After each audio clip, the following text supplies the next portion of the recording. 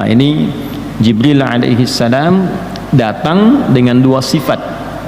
Sifat sebagai pembelajar, sifat sebagai seorang pengajar.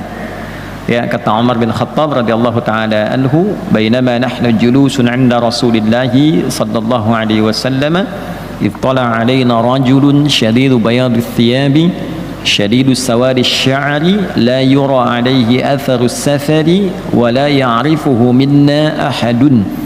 Fajalasa ila an-nabi sallallahu alaihi wasallam فأسند ركبتيه إلى ركبتيه ووضع كفيه على فخذيه فقال يا محمد أخبرني عن الإسلام. Nah, sampai di sini ini ada sikap adab seorang penuntut ilmu.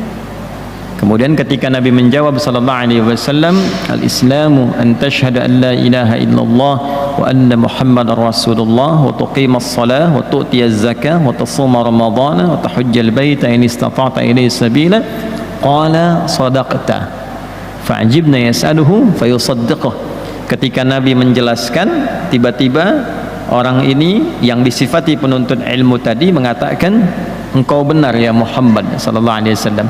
Kata Umar, kami ini heran, orang ini bertanya tapi juga membenarkan. Nah, di sini ada uslub pengajar ilmu. Maka nanti di akhir hadis yang viral itu, ya, setelah bertanya tentang Islam, kemudian iman, kemudian ihsan, tanda-tanda kiamat, Nabi menjelaskan, huwa Jibril atakum yu'allimakum dinakum. Dialah Jibril alaihissalam yang menyamar sebagai penuntut ilmu sekaligus pengajar ilmu, mengajarkan pokok-pokok agamamu. Dari hadis yang terlihat singkat dan padat ini tentang pokok-pokok agama.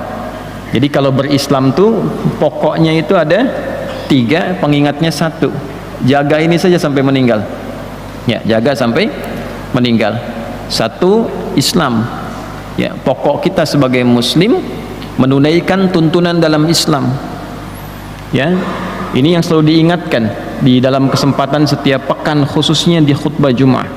Dengan seringkali khatib mengikuti sunnah Nabi sallallahu alaihi wasallam mengingatkan dalam tausiah takwanya, mengutip Al-Quran surah ketiga Ali Imran di ayat ke-102. Ya ayyuhalladzina amanu taqullaha haqqa tuqatih wa la tamutunna illa wa antum muslimun. Hai semua orang yang telah beriman dimanapun berada, buktikan keberimananmu kepada Allah dengan meningkatkan takwamu kepada Allah secara serius, dengan sungguh-sungguh. Jangan di masjid takwa, keluar dari masjid tidak takwa, di rumah takwa, di kantor tidak takwa. Maka keluarkan ayat-ayat takwa yang membimbing seluruh elemen tubuh kita ini, sehingga mata ketika melihat bertakwa, telinga ketika mendengar, mendengarnya menggunakan takwa, lisan ketika berbicara, pembicaraannya membawa unsur takwa, sampai ke ujung kaki. Nah, tunaikan dengan serius, dengan sungguh-sungguh. Karena itu nanti ada takwa ritual, ada takwa sosial. Mendidik anak dengan baik itu bagian dari takwa. An-Nisa di ayat ke-9. Ya. Kita merencanakan program nih, kegiatan kita sampai diridhoi oleh Allah sampai pulang, itu bagian dari takwa. Di Al-Hasyr ayat yang ke-18 itu, ya. Nah, segala bagian unsur takwa ini jaga, pertahankan sebagai seorang muslim. Jangan sampai wafat kecuali menjadi muslim yang baik. Pastikan dalam wafat itu kepada kita menjadi bagian dari muslim yang baik. Nah, muslim yang baik itu pokoknya ada 5. 1, menjaga syahadat dan kecintaannya kepada Rasulullah sallallahu alaihi wasallam. Ya. Asyhadu an la ilaha illallah. Nah, itu tauhid kita kepada Allah Subhanahu wa taala. Jaga. Jangan sampai ketika meninggal tidak bertauhid. Nah, cara menjaganya bagaimana? Ada 2 nanti. 1 dengan ilmu, yang kedua dengan amal. Dari mana taunya dengan ilmu? Di Quran surah 47. Ya, surah Muhammad sallallahu alaihi wasallam ayat 19. Fa'lam annahu la ilaha illallah. Fa'lam, maka ketahuilah. Terjemahan begitu. Tapi kalau kita gunakan pendekatan ilmu saraf, fa'lam, maka bersegeralah engkau punya ilmu, punya pengetahuan. annahu, untuk menetapkan dengan kuat pada jiwamu, mengikat jiwamu, la ilaha illallah, agar engkau punya keyakinan yang kuat bahwa tidak ada Tuhan yang layak dipertuhankan dan disembah kecuali Allah subhanahu wa ta'ala. Nah itu mesti ada ilmunya. Nah ilmu itu yang disebut dengan tauhid namanya, supaya imannya terikat di dalam jiwa. Jadi kalau ditawarin sembako tidak lepas ikatannya, ya.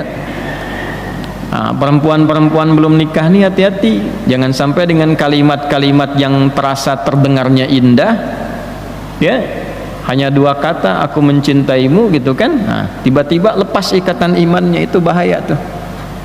Nah kalau diikat pakai ilmu, ilmunya bagus, ikatannya kuat, ikatan itulah yang disebut dengan akidah namanya, dari kata aqada, ya, sesuatu yang terikat dengan kuat. Nah itu mesti pakai ilmu, ngaji karena itu. Yang kedua, cara mengikatnya dengan amal. Amal itulah yang disebut dengan ibadah namanya. Nah, karena itu seringkali kita temukan kata iman itu sering diikat dengan amal soleh dalam Al-Quran. Kata iman pertama di Al-Quran itu di Al-Baqarah ayat 3. Setelah itu amal soleh. Alladzina yu'minuna bil ghaibi wa yuqimunas shalah. Tuh. Wa mimma razaqnahum yunfiqun. Orang-orang takwa itu, ya, yang sejati itu orang yang mampu selalu meningkatkan imannya dan dia jaga itu dengan menyempurnakan amal solehnya. Satu, solat. Karena itu di solat selalu di charge syahadat kita. Dalam tahiyat kan kita ucapkan asyhadu an la ilaha illallah wa asyhadu anna muhammadan rasulullah. Nah itu ya, menjaganya lewat ilmu dengan amal. Kemudian yang kedua, ya, turunan setelah syahadat itu, jaga hubungan kita dengan Allah dengan cara mengikuti tuntunan Rasulullah SAW dan mencintainya. Ya, ini syarahnya penting nih. Menjaga hubungan kita dengan Allah dengan cara mengikuti Rasulullah SAW dan mencintainya. Perbanyak salawat pada Nabi, perbanyak salawat, ya. Nah itu menumbuhkan cinta pada Rasulullah. Dengan kecintaan itu mudah ikut, ya, biasanya kalau cinta itu ikutnya mudah. Tapi kalau kurang rasa cintanya itu, menerimanya itu agak kurang. Kalau sudah ada rasa cinta, Nabi ajarkan sholat, Nabi minta zakat, dia zakat. Makanya yang ketiga, sebagai muslim sepanjang hidup berusaha maksimal supaya bisa zakat, ya. Kemudian puasa, kemudian haji, ya, setidaknya umrah, berusaha supaya bisa haji, bisa umrah. Sekalipun kemudian dalam ajalnya tiba dia belum mampu menunaikan, tapi tercatat usaha untuk bisa menunaikan itu. Nah ini aja 5 yang pokok ini jaga selama hidup. Bikin tabel begini, ya. Nama saya Adi Hidayat. Rukun Islam pertama syahadatnya bagaimana, kecintaan pada Rasulullah bagaimana, yang kedua sholatnya bagaimana, bikin diagram sholat itu, yang pokok tambah yang sunnah, selama hidup sholat apa yang belum pernah dikerjakan, simple.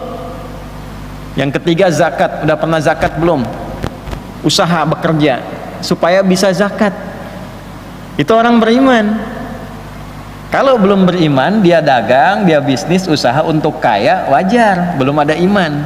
Antum udah punya iman, pembedanya apa? Kalau cuma kerja usaha supaya bisa kaya, yang belum beriman juga bisa begitu. Terus pertanggungjawaban iman kita di hadapan Allah bagaimana?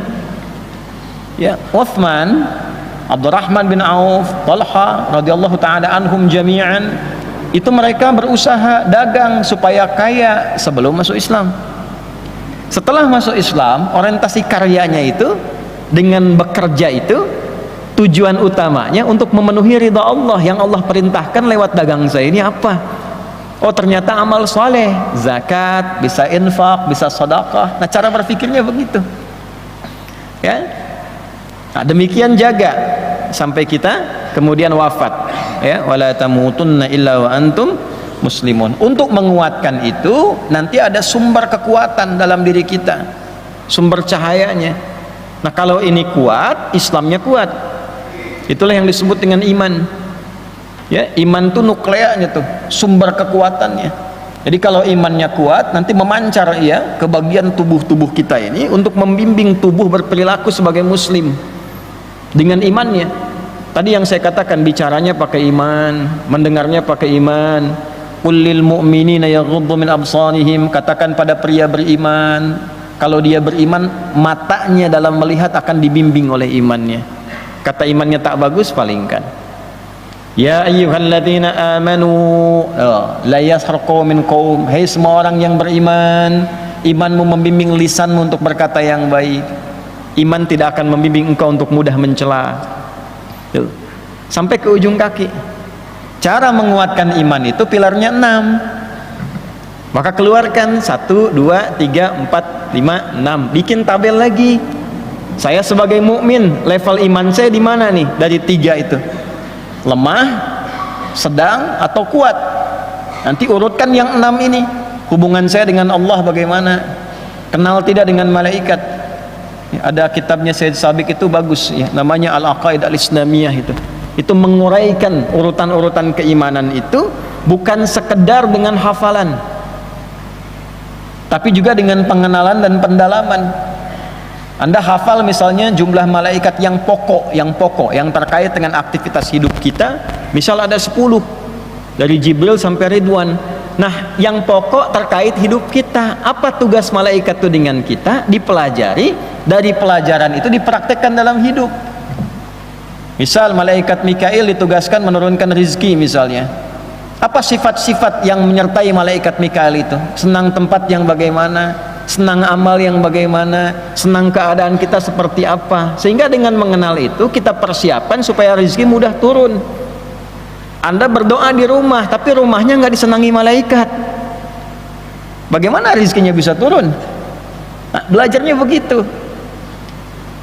Kenal malaikat maut misalnya ya, tahu malaikat maut Israel, pelajari sifatnya, bagaimana sifatnya saat datang, bagaimana tanda-tandanya ketika datang, ya, supaya punya persiapan ketika pulang. Nah, ini yang kemudian kita keluarkan, sehingga dengan pendekatan 6 itu sampai qada dan qadar.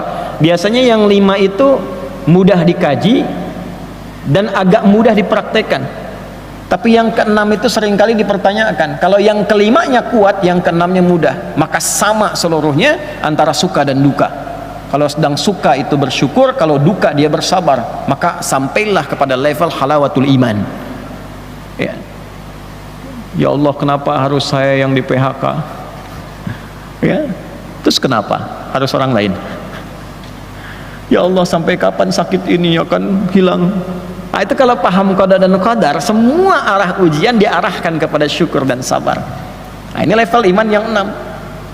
Kalau sudah imannya bagus, keislaman dijalankan, tinggal yang ketiga, yaitu selalu merasakan diawasi Allah dalam beraktivitas. Itulah ihsan. Tinggal tunggu kiamat. Imma kiamat sughra untuk orang beriman semua, wafat. Tunggu sampai wafat. Ya, setelah orang beriman semua meninggal, kiamat kubra yang datang. Dalam rangka dia kemudian akan menuju wafatnya, dia akan melewati berbagai era.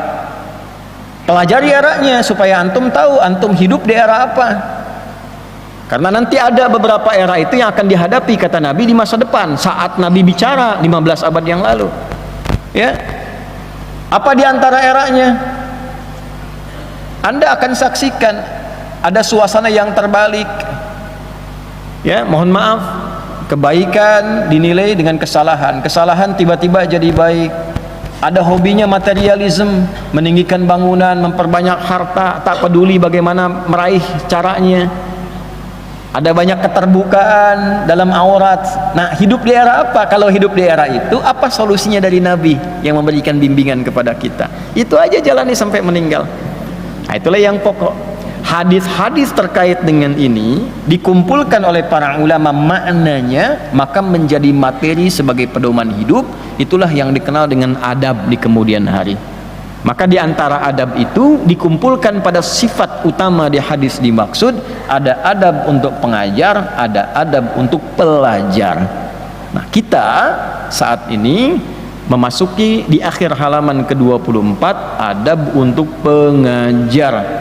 Supaya antum tahu ustadz-ustadz yang baik bagaimana. kalau sudah tahu ustadz yang baik, kiai yang baik, nah disitulah ada keberkahan ilmu. Kan sering disampaikan nih, tadi di Al-Azhar kan disampaikan juga oleh Ustaz Khunaif itu, ya, nanti ada kajian ini, kajian itu, kajian ini, kajian itu. Di masjid lain juga banyak, ya. Nah, apa standarnya dari Nabi Sallallahu Alaihi Wasallam untuk mengetahui bahwa pengajar-pengajar itu baik menurut Allah dan Rasulnya? Maka para ulama membuat satu keterangan-keterangan, yang keterangan ini didasarkan pada pemaknaan intisari hadis-hadis Nabi Muhammad sallallahu alaihi wasallam. Di antara ulama yang menyusun kitab terkait itu adalah Hadratus Syekh Muhammad Hashim bin Asy'ari. Maka kita akan memulai di bagian paragraf yang terakhir dari apa yang beliau tuliskan ini, supaya memberikan pencerahan dan pembekalan kepada kita bagaimana menemukan para ulama, para ustadz, para kiai yang diberkahi oleh Allah, cirinya seperti apa, dan bagaimana kemudian kita bisa mendapatkan ilmu yang baik darinya. Nah, ini pengantar supaya sebelum kita masuk ke kajian kitabnya, kita mengerti apa yang mau kita bahas. Bisa dipahami insyaallah? Yuk kita baca kitabnya. Bismillahirrahmanirrahim. Wa qala al-Hasan al-Basri radhiyallahu ta'ala anhu, uqubatul ilmi mautul qalbi. Faqila lahu ma mautul qalbi? Qala talabud dunya bi'amalil akhirah. Alhamdulillah min dzalik. وقال الحسن البصري رضي الله تعالى عنه. الإمام الحسن البصري رضي الله تعالى عنه pernah mengingatkan, siapakah Al-Imam Al-Hasan Al-Basri ini? Nah, ini penting, nah, supaya kita mengetahui sirah dan ibrah perjalanan hidup seseorang, lalu belajar dari perjalanan hidup itu apa yang bisa kita gali. Dan alhamdulillah saya membuat catatan-catatan, Pak, Bu, untuk memperjelas ini. Jadi bikin syarah sendiri, ya, hasyiah, bukan syarah, hasyiah, catatan-catatan sendiri, nulis sendiri dari keterangan-keterangan ulama. Nah, ini bukan berpikir sendiri, tulis sendiri, bukan.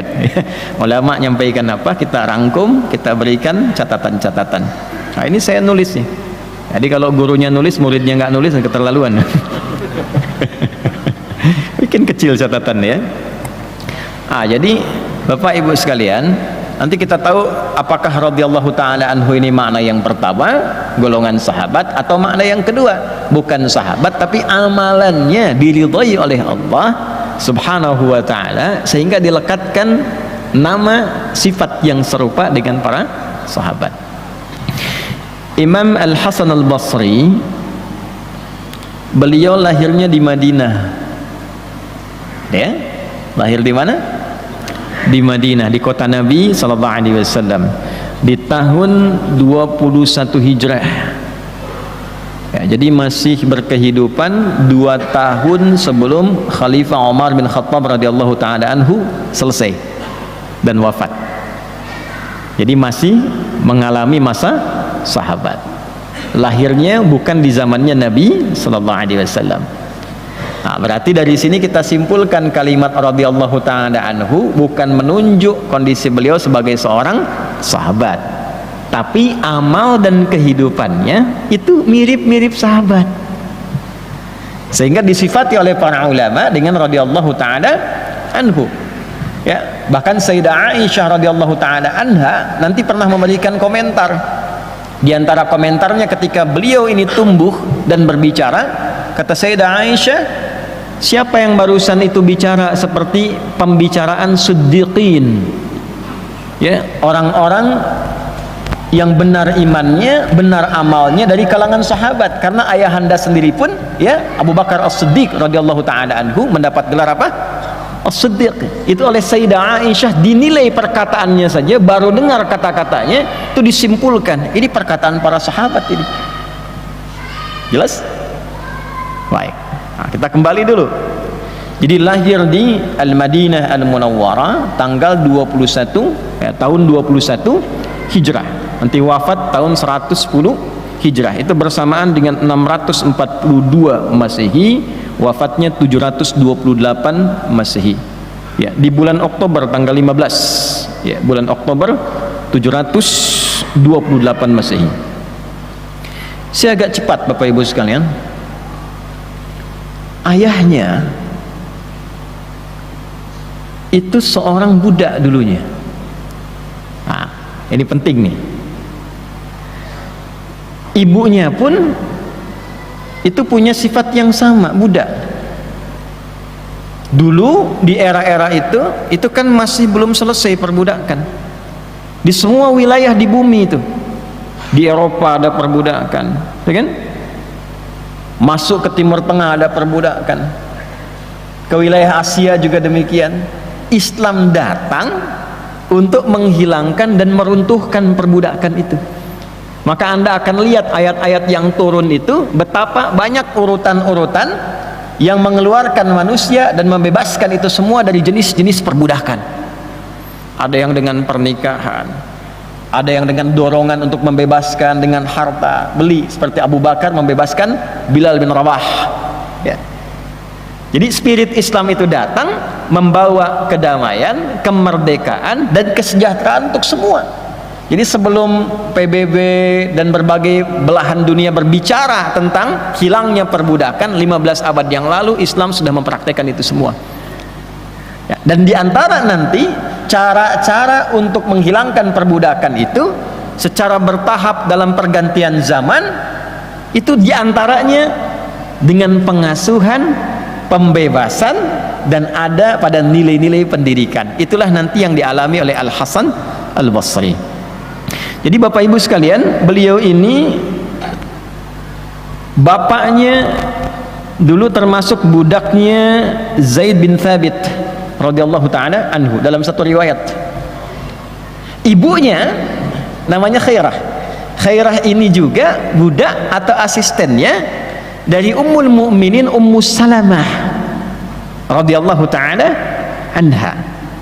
Yang ingin saya katakan, bagaimana dua sosok mulia ini, baik sahabat Zaid bin Thabit radhiyallahu taala anhu ataupun juga Ummul Mukminin Ummu Salamah radhiyallahu taala anha, memberikan contoh kepada kita bagaimana beliau berdua membebaskan unsur pembudakan melalui sifat-sifat pekerjaan yang baik dan mudah, dan mengantarkan anaknya pada orang yang merdeka. Saya ambil contoh pada ibunya dulu, Bu. Jadi ibundanya Al-Hasan Al-Basri ini itu mengabdi kepada Ummu Salamah, Sayyidah Ummu Salamah Ummul Mukminin radhiyallahu taala anha, istrinya Nabi sallallahu alaihi wasallam, ibunda kita semua. Yang paling menarik apa? Diberikan tugas sesuai dengan kadar kemampuannya. Kamu bantu ini, kerjakan ini. Qadar Allah saat bertugas itu punya anak baru lahir namanya Hasan ini, ya, Al-Hasan bin Yasar Al-Basri. Baru lahir Al-Hasan ini, baru tumbuh. Saat terlahir, karena harus menunaikan tugas dan menaati beliau ini Ummu Salamah, maka dalam kondisi masih memberikan ASI-nya, ditinggal untuk mengerjakan tugas, maka apa yang dikerjakan oleh Ummu Salamah? Beliaulah yang memberikan ASI untuk Al-Hasan Al-Basri ini. Jadi beliau ini, Imam Al-Hasan Al-Basri, itu periode hidupnya dalam pengasuhan saat diberikan ASI, sempat diberikan ASI oleh ibunda kita Ummu Salamah radhiyallahu taala anha, istrinya Nabi sallallahu alaihi wasallam.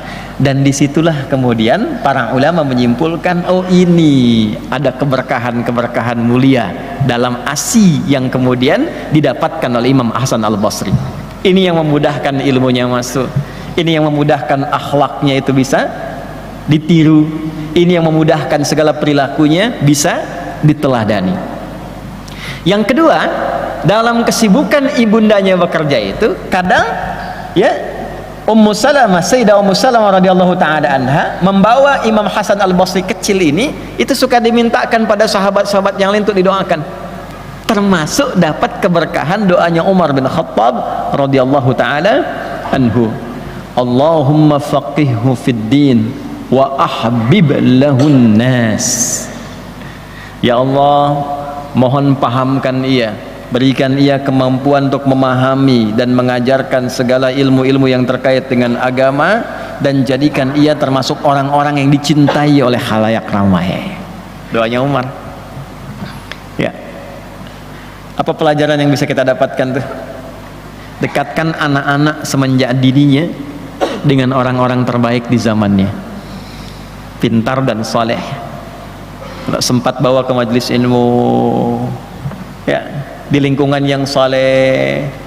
Nanti saat tumbuh, Imam Hasan al-Basri karena dekatnya dengan orang soleh, didoakan oleh orang soleh, maka cintanya pun pada orang soleh.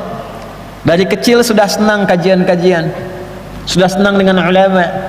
Tidak ada bagian hidupnya kecuali datang ke ulama, datang ke sahabat, datang ke sahabat, datang ke sahabat. Tiap hari belajar ilmunya, belajar akhlaknya, belajar amalnya. Dan itulah yang membentuk karakter beliau sampai tumbuh dewasa. Anak-anak kalau didekatkan dengan ulama, antum lihat ustaz akhlaknya baik, ilmunya bagus, dalam kajian dibawa, diberikan kisah-kisah ustaz itu pada anak itu, diberikan motivasi pada anak itu, nanti tumbuh kecintaan. Dari kecintaan itu pengen lihat, sekedar lihat, ya, tumbuh dia, tumbuh dalam keadaan senang ilmu, senang alim, senang ulama. Itu akan membentuk karakter di kemudian hari. Walaupun nanti melewati fase-fase kehidupannya sebagai remaja, kadang ada isengnya, kadang ada jahilnya, tapi hasil dari benih pendidikan kecil ini akan muncul di kemudian hari. Ada ulama besar yang waktu kecil yang ngadu ayam, tapi setelah dewasanya ternyata jadi penulis tafsir, ahli ilmu, ya, dan jadi teladan dalam kehidupan. Saya tidak sebut namanya, cari sendiri aja. Itu banyak tuh.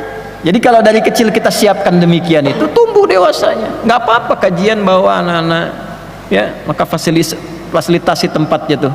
Lazar tuh, ibu yang bawa anak, kira-kira anaknya diam di sini, anaknya senang bolak-balik, silahkan di sini, asal ibunya yang bukan bolak-balik gitu.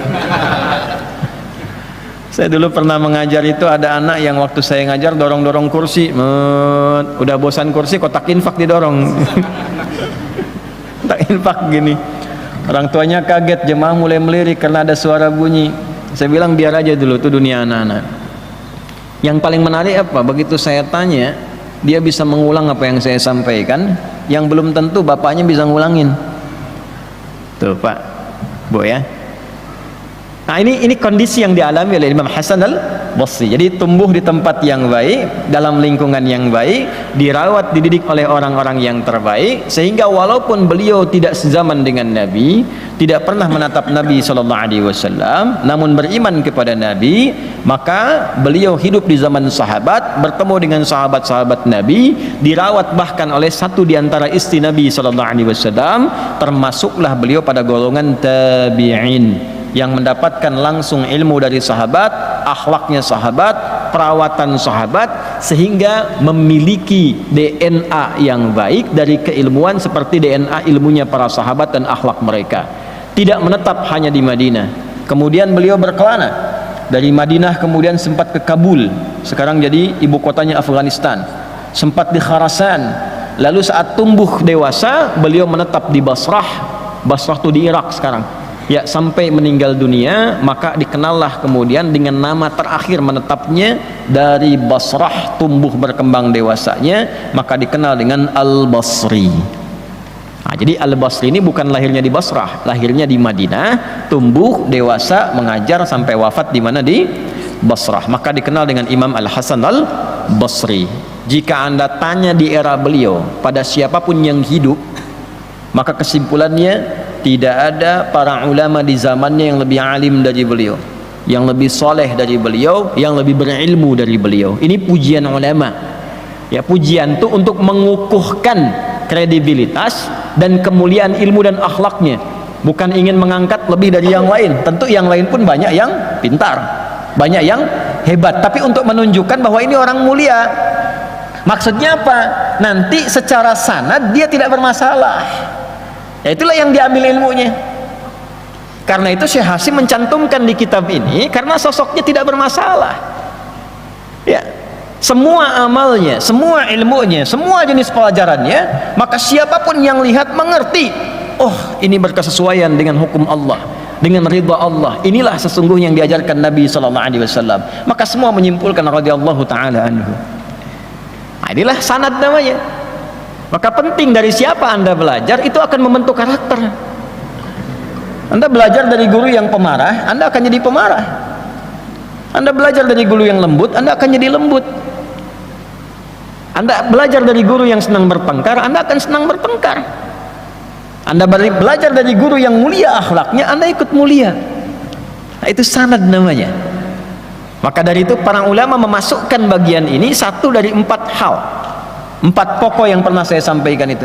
Wala yata'allamu illa mimman takammalat ahliyatuhu wa dhaharat diyanatuhu wa tahaqqaqat ma'rifatuhu wa ishtaharat siyanatuhu. Ingat ya kata Imam Nawawi, tidaklah seorang murid itu belajar kecuali dari sosok guru yang punya 4 kualifikasi. 1, pakar di bidangnya, belajar tafsir ke ahli tafsir, lihat sanad tafsirnya. Yang kedua adalah kokoh agamanya, dia juga sholatnya bagus, tilawahnya bagus, kelihatan bagaimana dia beragama dengan baik. Yang ketiga ma'rifatnya dalam, dia kenal dirinya, dia kenal Allah, dia tahu bagaimana menjaga lisannya, ya, dia nggak mungkin keluarkan fatwa yang tidak Allah kehendaki, ya. Kemudian yang keempat itu baik akhlaknya, bisa ditiru, jadi tidak menjadi fitnah. Ya, pantas belajar dari Ustadz Fulan kelakuannya begini, nah jadi fitnah. Jelas ya? Nah, karena itu kemudian dengan segala kemuliaannya, keilmuannya, beliau itu seringkali kalau bicara orang bukan hanya tersentuh, kalau bicara akhirat langsung ingat akhirat. Melihatnya banyak orang taubat, banyak orang belajar dari beliau menjadi ulama. Di antaranya Imam Al-Qatadah, ya radhiyallahu taala anhu. Itu beliau belajar dari Imam Al-Hasan Al-Basri. Di antara catatan-catatan yang didokumentasikan oleh para ulama terkait dengan aspek pencarian guru yang baik dari pengalaman Imam Hasan Al-Basri, dicantumkanlah kemudian oleh para ulama, dikutip oleh ulama setelahnya, dan Hadratus Syekh Muhammad Hashim bin Asy'ari mengambil satu bagian catatan itu, dituangkan dalam kitabnya, dan ini yang tadi kita bacakan. Apa kata Imam Al-Hasan Al-Basri, sosok yang diasuh oleh istri Nabi sallallahu alaihi wasallam, sosok yang diasuh oleh para sahabat, didoakan oleh para sahabat, didoakan oleh Umar bin Khattab radhiyallahu taala anhu. Di antara wasiat atau pesan kuat beliau bagi para penuntut ilmu yang ingin mencari guru, perhatikan kalimat berikut. Qala, beliau menyampaikan, uqubatul ilmi, sungguh hukuman bagi ilmu itu, mautul qalbi, ialah wafatnya hati, matinya hati. Nah, jadi ada nastapa ilmu, ilmu yang nastapa, ilmu yang terhukum, ya, punya ilmu tapi terhukum. Awas tuh. Jadi ada ustad-ustad, ada kiai dalam tanda petik ya, ada habib dalam tanda petik, para pengajar-pengajar, nih guru-guru di sekolah juga masuk nih. Awas, hati-hati ya. Pokoknya yang dititipi ilmu buat ngajar. Ada yang hatinya mati, yang ilmunya terhukum. Dia punya ilmu, ngajar, tapi hatinya mati, ilmunya terhukum. Nah, ini kurang layak untuk diambil ilmunya. Kurang layak untuk diambil ilmunya. Apa yang dimaksud dengan matinya qalbu itu sehingga ilmunya terhukum? Faqila lahu ma mautul qalbi, maka dikatakan pada beliau, ditanyakan, apa yang dimaksud dengan matinya hati dari seorang pengajar ilmu itu? Qala, beliau menjawab, talabud dunya bi'amalil akhirah. Talabud dunya, yaitu kondisi hati yang menuntut dunia, bi'amalil akhirah, dengan menampakkan amalan akhirat. Yaitu munculnya ustad-ustad, guru-guru, para kiai dalam tanda petik ya, saya kasih petikan itu karena nama ini sejatinya tidak layak dengan apa yang disampaikan dalam keterangan ini ya. para ustadz, para guru, para habib, para kiai, misal dalam tanda petik mautul qalbi, yang hatinya mati, ilmunya terhukum karena ternyata orientasi mengajarnya itu bukan mencari akhirat, menuntut dunia, cuma yang ditampakkan amalan akhirat.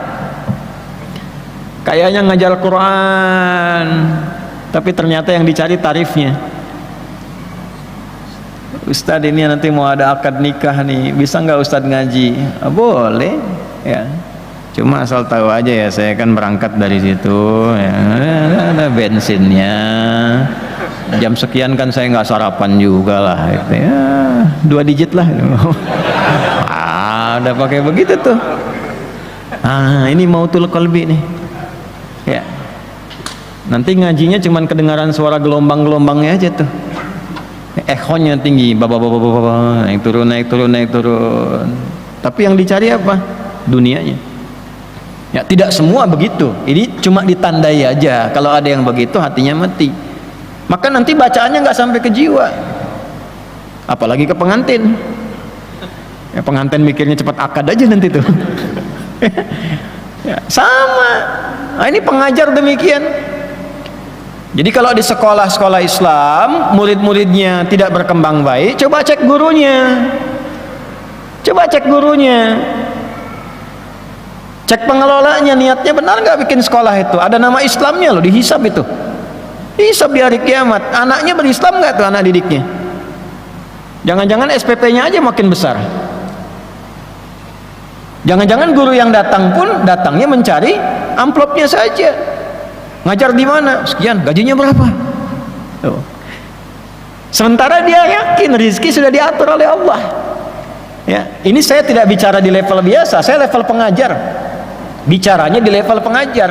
Kalau sudah orientasi gurunya, ustadznya, pengajarnya hanya mencari dunia, maka ilmunya tidak akan berkah. Itu yang tidak memberikan pengaruh ke hati, ke jiwa-jiwa anak didiknya. Coba cek sekolah itu. Sholatnya bagaimana anak-anak itu? Kenal Allah enggak? Ngajinya bagaimana? Jadi kalau ada perkembangan anak tidak seperti yang diharapkan, yang dicek pertama kali bukan keadaan anaknya. Yang pertama, coba bagaimana cara guru mengajarnya, bagaimana niatnya. Ustadz juga sama di masjid-masjid ini ya. Coba lihat berapa keberkahan yang bisa diberikan oleh Allah kepada murid-muridnya. Salah satu yang harus penting untuk diupayakan adalah ini, mengembalikan niat kepada amal akhirah wa talabul akhirah. Ini. Nah, jadi kalau misalnya Anda menemukan orang-orang yang mengajar belum apa-apa bicaranya sudah dunia, itu hatinya sudah mati. Ilmunya terhukum. Bagaimana Anda bisa belajar dari sosok yang ilmunya pun terhukum? Hatinya mati. Tapi yang ditampilkan tuh performancenya seperti akhirat. Pakaiannya pakaian akhirat, bicaranya tentang akhirat. Padahal di hatinya pencarian dunia. Nah, inilah yang diingatkan tadi dari imam kita saat bacaan di Asy-Syu'ara tadi, ayat 128 sampai 145 tadi. Allah. Ya. إذ قال لهم أخوهم صالح ألا تتقون, ya, sampai ke kalimat yang sangat indah sekali, wa ma as'alukum alaihi min ajrin in ajriya illa ala rabbil alamin. Itu manhajnya para nabi, para rasul. Aku kalau ngajar, acuan utamaku tuh bukan upah, bukan honor, bukan gaji dari kalian, karena honorku sudah ditetapkan oleh Allah, gajiku sudah diatur oleh Allah. Yang ditugaskan kepadaku hanya menyampaikan, fadzakir innama anta mudzakir. Yang suka baca Yasin tuh kan manhaj para nabi rasul, diteruskan pada orang-orang soleh yang baca Yasin tuh, ayat 20 sampai 21 itu masih ingat gak? Di halaman 441 tuh paling kanan di pertengahan ya. Coba lihat tuh, wajaa min aqsal madinati rajulun yas'a qala ya qaumi ittabi'ul mursalin. Teruskan, ittabi'u man la yas'alukum ajran wa hum muhtadun. Datang sosok orang dari jauh, untuk mengingatkan masyarakat pada pola hidup yang tidak sehat. Susah diingatkan orang yang baik-baik, yang lurus-lurus, tapi hobinya memang kadang-kadang ngundang orang-orang, tapi nggak jelas. Cuma buat tertawa kadang-kadang, cuma buat pamer bahwa saya bisa ngundang si fulan, buat rame gitu kan. Maka diberikan standar, ya qaumi ittabi'ul mursalin, ya kaumku ikutilah orang-orang yang diutus ini, sosok-sosok yang diutus ini. Ya, siapa tipikal orang diutus ini? Ittabi'u man la yas'alukum ajra. Kalau Anda ingin belajar, ingin ikut, bukan cuman ikut menuntut ilmunya, tapi menuntut akhlaknya, menuntut kepribadiannya, mengamalkan amal soleh yang bisa Anda teladani itu. Coba cari man la yas'alukum ajra, orang yang sedang mengajar pun dia tidak pernah kepikiran tentang materi duniawi. Yang dia pikirkan bagaimana Allah ridha, yang dia pikirkan bagaimana ilmu sampai, yang dia pikirkan bagaimana amal bisa terawat. Wahum muhtadun, orang inilah yang mendapatkan petunjuk dari Allah Subhanahu wa taala. Nah, carilah sosok-sosok demikian. Ya. Ya bukan berarti DKM nggak memahami. Ya. Pak, di sini itu nggak ada honornya ya Pak ya. Kalau mau ngajar Bapak ikhlas aja. Tidak begitu. Nah, ini kembali kepada personanya, pada pengajarnya. Nah, ini poinnya. Kalau sudah seperti itu, nanti rahmat Allah turun. Ya, rahmat Allah yang diturunkan pertama kali pada gurunya ini. Kalau rahmat turun, ilmunya berkah, berkah ilmu. Ya, kalau sudah berkah, itu jadi solusi. Nah, tadi kan yang Yasin, yang Al-Kahf coba. Kalau Jumat kan ada yang Yasinan, ada yang Kahfian, gitu kan? Coba ayat 65 itu. Saking berkahnya ilmu sosok Khadir, ya, sampai Nabi Musa diminta belajar kepadanya. Fawajada 'abdan min 'ibadina atainahu rahmatan min 'indina wa 'allamnahu min ladunna ilma. Ada seorang hamba dapat rahmat dari Allah. Setelah rahmat itu dia dapati, diturunkan ilmu kepadanya. Jadi kalau orang dapat rahmat Allah itu biasanya satu dari tiga yang paling pokok. Satu, diampuni dosa. Dua, dimudahkan urusan. Tiga, ditambah pengetahuan. Yang diampuni dosa ada di Quran surah 39 ayat 53. Qul ya ibadiyalladzina asrafu ala anfusihim la taqnatu min rahmatillah innallaha yaghfiru dzunuba jami'an. Jadi kalau para pendosa ini nggak pernah putus asa dari rahmat Allah, dia minta kepada Allah, turun rahmat Allah, semua dosanya diampuni, semua dosanya. Kan kita banyak dengar kisah, Bu, ada seorang ibu saja perempuan kok bisa ngasih minum pada hewan yang sering dijauhkan, dihukumi najis. Ada anjing kehausan, saking hausnya sudah tak berdaya, diberi minum, dapat rahmat Allah, diampuni dosanya, jadi perempuan baik itu. Ya, banyak kisah ini disampaikan bukan jadi cerita, tapi jadi ibrah. Maksudnya apa? Seburuk apapun perilaku yang pernah dikerjakan di masa lalu, jangan pernah menyimpulkan tidak ada pintu untuk bertaubat, selalu terbuka. Jangan putus asa dari rahmat Allah. Begitu kemudian kita kejar itu, dapat rahmat, dosa diampuni, berubah hidupnya. Ya. Tidak ada orang yang tidak pernah salah. Sepanjang bukan Nabi dan Rasul yang bukan ma'sum, pasti punya latar belakang yang kelam, pernah salah. Bahkan Allah sangat mencintai orang salah yang mau taubat dibandingkan orang soleh yang tidak pernah merasa salah. Bikin status tuh. Ya.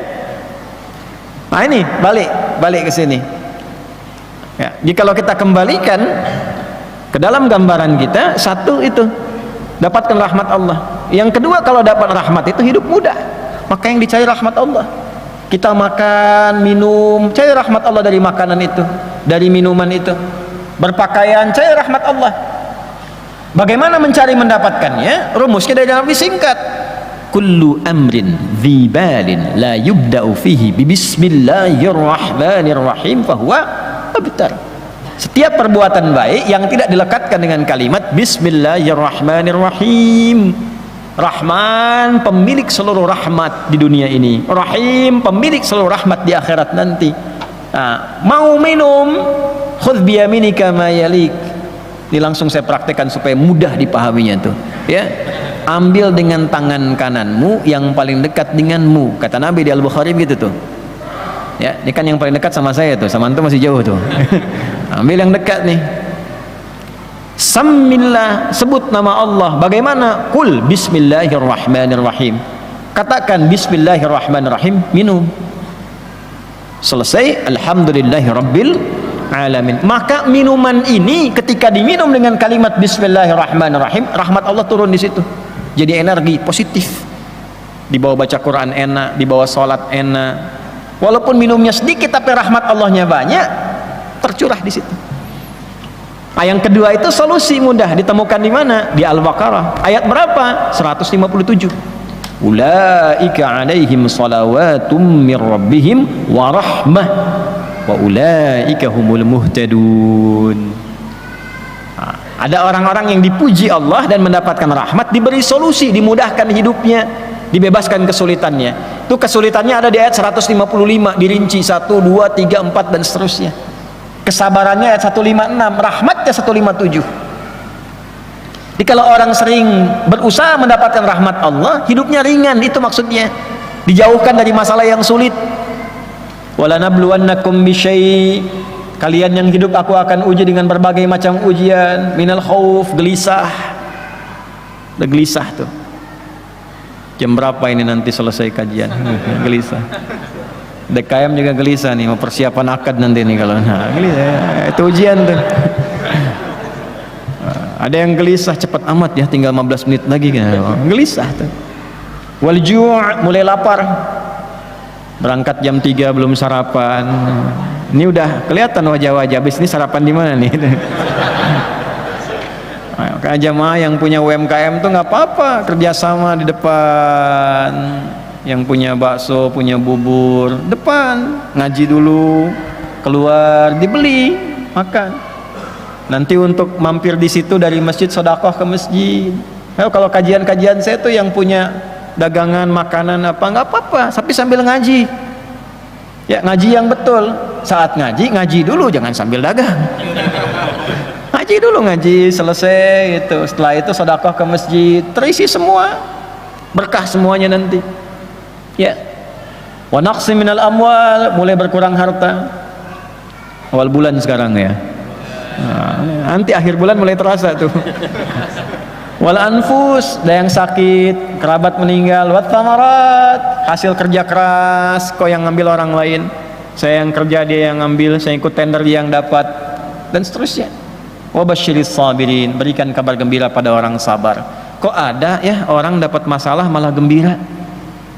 Ya, pulang dari masjid keluar hilang sendal malah gembira. Masya Allah, sendal nggak ada ya. Tapi tetap dicari. Ya kalau tidak dicari menggembirakan pencuri.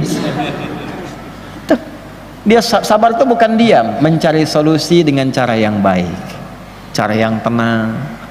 Tenang. Terima kasih ya Allah telah menitipkan ujian kepada saya, bukan pada hamba yang lain. Terima kasih memberikan kesempatan saya untuk mendapatkan rahmat-Mu. Dia tahu rumusnya. Begitu kalimat itu keluar, perhatikan kalimatnya. Alladzina idza asabathum musibah qalu inna lillahi wa inna ilaihi turun. Ulaika alaihim salawatum mir rabbihim wa rahmah. Dipuji oleh Allah, dapat rahmat. Pengertian terbaliknya, nah ngaji fikihnya begitu, mafhum mukhalafahnya, orang yang sering cari rahmat Allah, sering cari rahmat Allah, sering cari rahmat Allah, diringankan ujian hidupnya, seakan gak punya masalah, lebih banyak tenangnya daripada gelisahnya. Makanya cari amalan yang mengantarkan pada rahmat Allah. Di antara amalannya apa? Masuk masjid, cari amal di masjid, sedang gelisah ke masjid. Makanya baru masuk sudah minta rahmat Allah. Anda masuk kaki kanan kan? Halo? Ya, baca apa? Allahumma ftahli abwaba rahmatik. Minta rahmat Allah, rajin ke masjid.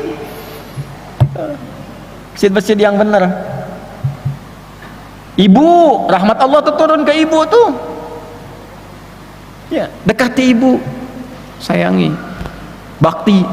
Kalau ibu sudah reda, rahmat turun. Ya, hidup mudah. Kalau ada hidup sulit, coba cek hubungan dengan ibunya, hubungan dengan ayahnya. Coba dicek. Yang paling pokok hubungan dengan Robnya, masih punya Tuhan nggak? Giliran punya masalah nuntutnya kebangetan. Ya, Anda kalau punya masalah sama orang, kan susah mau minta tolong. Kenapa Ji? Ini nih, aduh masalah begini nih. Uang kredit belum lunas, gini, tuntutan apa ya? Debt collector lah nongkrong depan tuh. Ada minta aja bantuan sama si fulan ke tetangga. Aduh, susah ya. Masalah. Tapi kan sama Allah nggak begitu. Sholat udah jarang, baca Quran nggak pernah. Begitu ada masalah, ya Allah, kenapa aku yang diuji? Dijawab deh, kamu nggak pernah sekolah ikut ujian. Sekolah nggak pernah ikut ujian, sholat nggak pernah, baca Quran nggak pernah, tiba-tiba dapat masalah merasa diuji. Nggak pernah sekolah ikut ujian, yang repot nggak pernah sekolah ikut ujian pengen diwisuda. Ini yang ketiga itu ilmu, itulah yang di surat Al-Kahf ayat 65 tadi, atainahu rahmatan min indina, dapat rahmat dari kami kata Allah, ya, kemudian diberikan min ladunna ilma, ilmu yang agung dariku. Itu yang sering disebut laduni. Laduni itu bukan nggak belajar, dia belajar, cuman pembelajarannya disertai pencarian pada rahmat Allah. Ini saya kasih sedikit dari Al-Quran ya, yang saya ketahui. Dari sedikit ini saya ikuti dari sejak ngaji di pesantren, dapatnya walaupun sedikit kayak gini sekarang. Itu rumusnya di Quran surah kedua ayat 282. Di ujung ayatnya, wattaqullah wa yu'allimukumullah. Tingkatkan takwamu kepada Allah, maka Allah akan menambahkan dan mengajarkan padamu tambahan pengetahuan. Jaga hubungan kita dengan Allah, takwa. Nah, kalau ada guru-guru yang bertakwa, itu guru-guru yang hebat. Jangan diukur dengan kata-katanya saja. Ukur ilmunya, ukur keagamaannya, ukur akhlaknya, ukur ma'rifatnya. Kelihatan. Nah, itu nanti yang jadi ukuran. Kalaupun tampak bagus, ngajarnya bagus, pembicaranya Quran Sunnah, tapi amplopnya juga jadi penilaian. Nah, ini masalah. Oh, ini ustadznya bagus, ustadz Quran, ustadz Sunnah, macam-macam, ustadz fikih, ustadz ini, ustadz itu. Satu kali diundang, amplopnya tipis. Pekan depan diundang lagi nggak datang. Aduh, mohon maaf akhi lagi. Ya. Dicek-cek ternyata di hatinya tertulis tuh pencariannya. Oh, ini dia. Kalau tipis tuh dhaif kata dia tuh. Tebal sahih. Tipis tapi banyak sahih li ghairihi. Nah, ini masalah. Nah, ini mautul qalbi. Yang kedua, cari popularitas. Hati-hati. Hati-hati. Ya, dia nggak peduli misalnya dengan amplop, nggak peduli dengan bayaran, tapi popularitas banyak dicari. Takut kalau kehilangan jamaah, bikin ekosistem sendiri. Ya, kalau ngaji itu harus ke dia aja, ke orang lain nggak boleh. Takut nanti beda, takut nanti tercemar, takut kena syubhat. Ya, padahal yang diajarkan orang lain pun Quran juga, Sunnah juga, tersambung ilmunya ke Nabi. Dia hafal Quran, tahu kitab, tahu juga keterangan para ulama dan sebagainya, tapi dia mengondisikan tidak boleh ngaji sama orang lain, sama dia saja. Nah, itu jah namanya. Ya, nah, itu mati, itu terhukum ilmunya. Yang bahaya tuh begini, yang bahaya ketika dia salah menyampaikan pendapat di lingkungannya dan dia mencegah muridnya mengaji kepada guru lain yang memungkinkan tahu tentang jawabannya, maka terputus di situ sanad ilmunya, bisa salah dalam amalnya. Karena kenapa? Terhambat oleh kata-kata tadi. Ini nggak jelas guru yang di sana, supaya terjaga Anda di sini. Ketika salah guru menyampaikan pendapatnya, bahaya. Itu problem. Makanya yang dicari itu bagaimana Nabi memberikan petunjuk, ulama merangkum itu. Ini Hasan al-Basri, cek. Imam Nawawi sampaikan nih 4 kualifikasi. Nah, sering saya sampaikan, ilmu diambil dari siapapun ulama yang benar, yang baik. Kalaupun ada hal-hal yang kurang sependapat dengan itu, misal bisa jadi karena kurang pengetahuan kita belum sampai ke situ, atau yang kedua kita kurang cocok dalam mengamalkan itu.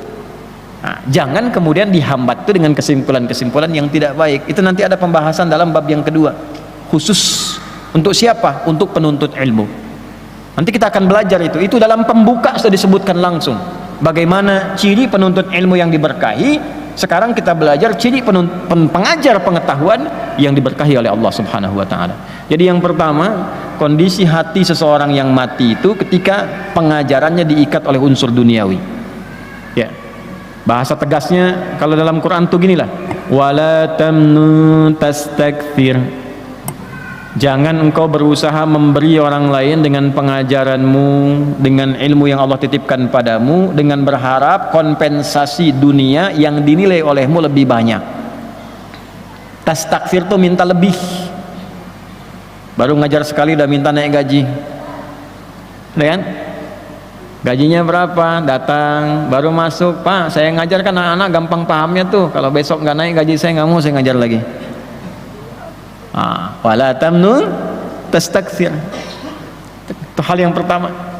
Jadi kalau Anda ngundang orang yang dalam tanda petik disebut ustadz itu sudah minta tarif di awal, udah coret. Coret. Karena yang bersangkutan sifatnya dicoret oleh para ulama. Coret. Mautul qalbi, uqubatul ilmi. Ini ilmunya terhukum. Nanti kalaupun datang, ilmunya diikat dengan tarifnya. Segitu aja. Anda bisa ketawa saat itu, tenang saat itu. Habis itu muncul lagi masalah, nggak selesai jadi solusi. Gitu aja. Nggak ada manfaat. Ada yang nyampaikan bukan saya. Ya, dari isi kitab. Makanya ulama-ulama ini kembalilah ke jalannya yang betul itu. Jadi ahli kitab. Jangan jadi ahli proposal. Ya, jadi ahli kitab. Makanya di Timur Tengah biasanya ulama-ulama itu dirawat oleh negara. Kalau kita itu Kementerian Agamanya mendata para ulama-ulama sampai ke masjid-masjid muadzinnya digaji.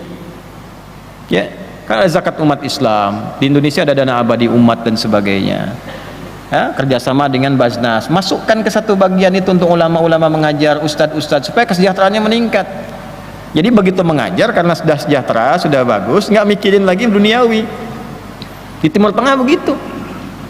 Saya waktu diangkat jadi amin khattabah di Tripoli, diberikan gaji, berikan honor, dan nggak pernah terpikir tuh ulama-ulama itu nggak pernah terpikir.